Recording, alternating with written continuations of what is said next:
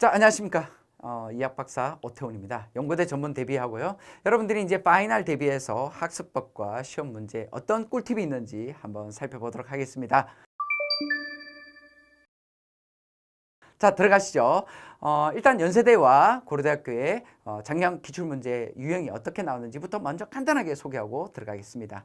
자, 연세대 유형입니다. 연세대는 12년도부터 출발해서요. 17년도까지 작년 기출문제는요. 어떻게 나왔냐면 일단 문제 유형은 이제 전 학과가 동일하게 나오면서 총 8문제, 11문제, 최종 크게는 11문제입니다. 증명 문제가 한 3문제 나왔고요. 일변수 4문제, 답변수 7문제입니다.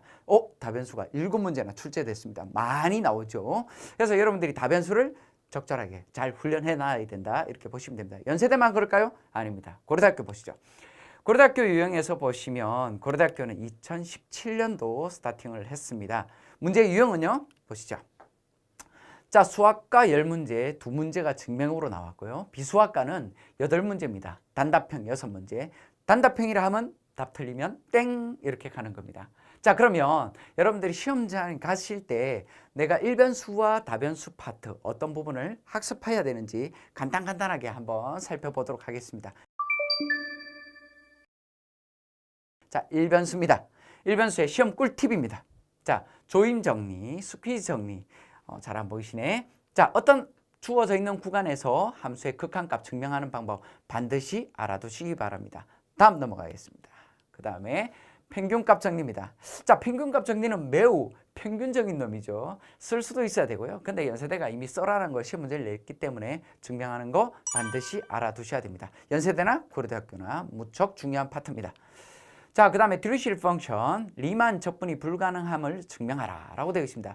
유리수일 때, 무리수일 때 구분을 해서요. 함수가 주어져 있는데 이 불가함을 보이는 부분은 스튜디오 책에서는 일단 구시대적인 책에는 없지만 최신 파전에서는 연습 문제에 이게 들어와 있기 때문에 여러분들이 학습을 한 번쯤은 해두셔야 되고요. 아마 연세대나 고려대학교에서 이 부분을 약간 함수의 형태를 조금 바꿔서 시험 문제를 출제할 수 있으니까요. 알아두시기 바랍니다. 다음 넘어가죠.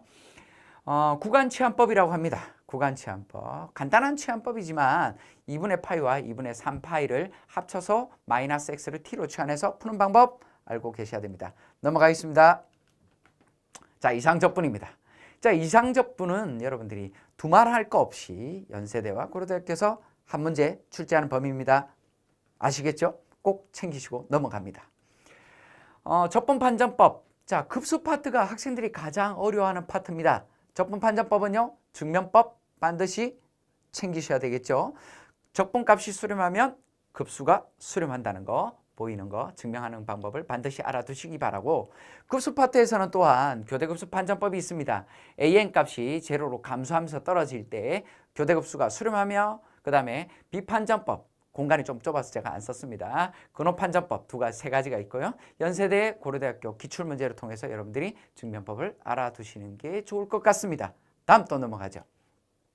자, 테일러 정리. 테일러 정리는 제가 말씀드리지 않아도요. 연세대가 이미 시험 문제 증명하는 건 냈기 때문에 계산하는 거 반드시 체크하시기 바랍니다.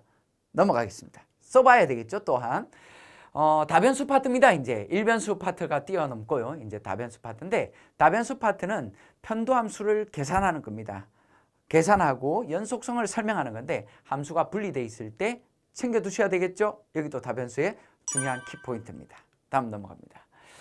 다변수 파트의 증명 문제, 정리를 증명하는 문제에서 가장 중요한 파트가 이 파트입니다. 이 파트 반드시 증명 알아두셔야 되겠죠. 넘어가겠습니다. 자, 그 다음에 방향도함수의 정의도 반드시 알고 계셔야 되겠지만 방향도함수의 증명법 알고 계셔야 되고요. 해시한 방법.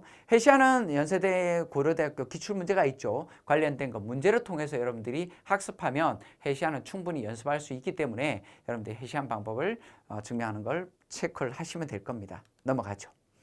라그랑지 승수법입니다. 라그랑지 승수법은 고려대학교나 연세대학교에서 어떤 조건 하에서 최대값, 최소값을 찾는 문제인데 이것도 한 문제는 꼭 낼 겁니다. 알고 계셔야 됩니다.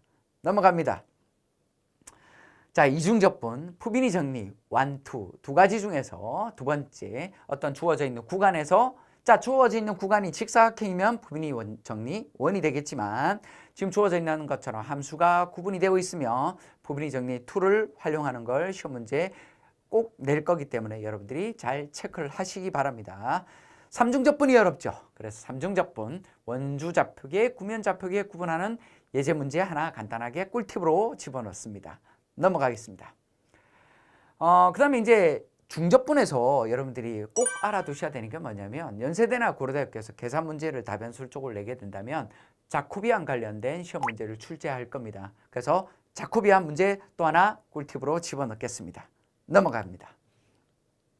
자, 그린 정리 나옵니다. 그린 정리와 스톡 정리, 발산 정리 총 3가지 정리가 있는데 연세대나 고려대학교나 그린 정리는 매우 중요한 파트이기 때문에 이 정리 자체를 쓰기도 해야 되고 증명하는 거 반드시 체크해 두셔야 됩니다.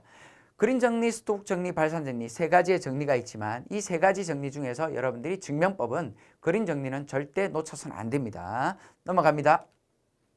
예제 문제 하나 볼까요?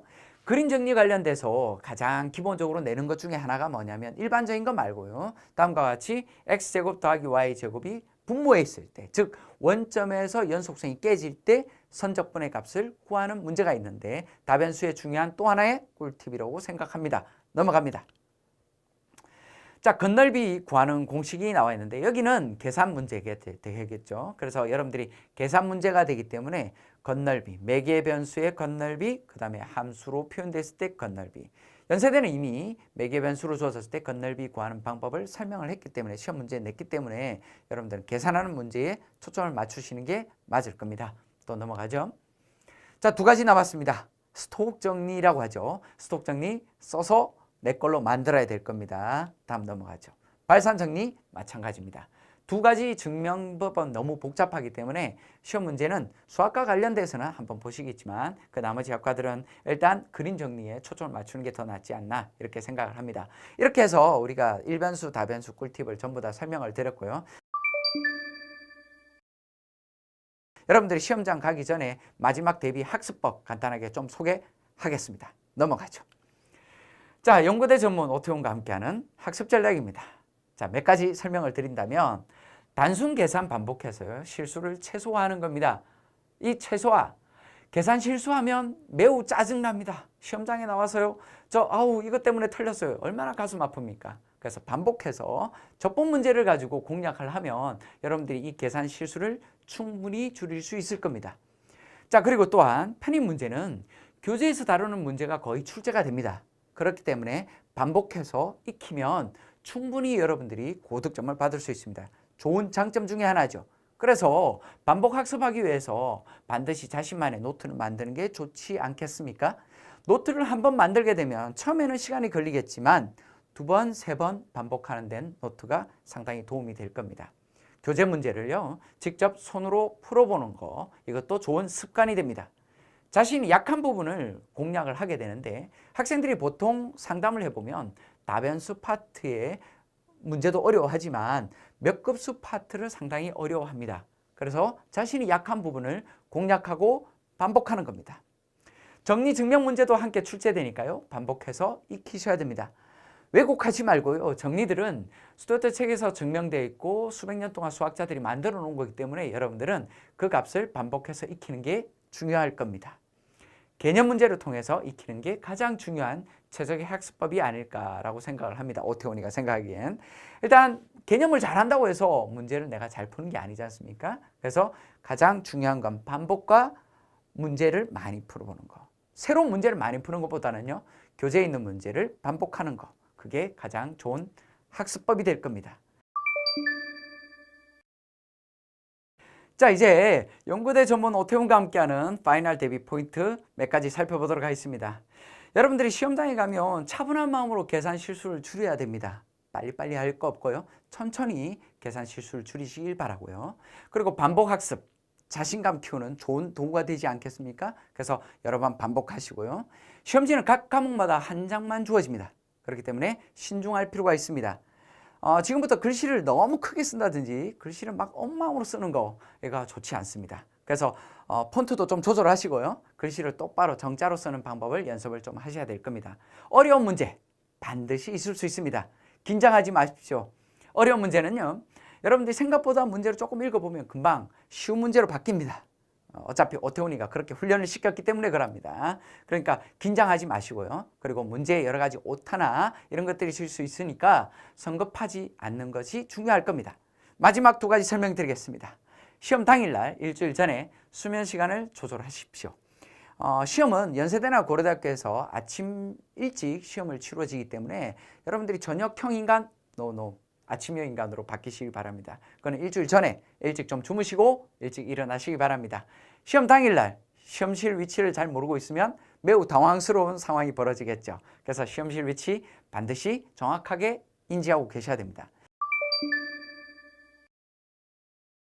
마지막으로 여러분들이 연세대나 고려대학교나 무조건 어려워, 이 학교는 어려워 이렇게 생각할 거 없이요. 오태훈과 함께 하시면 분명히 좋은 결과를 가져야 하니까요. 긍정적인 마인드, 파지티브 싱킹을 가져가십니다. 올해 여러분들과 함께 오태훈이 할 거니까요. 여러분들 반드시 합격을 할 겁니다. 오태훈과 함께 화이팅 하십시오.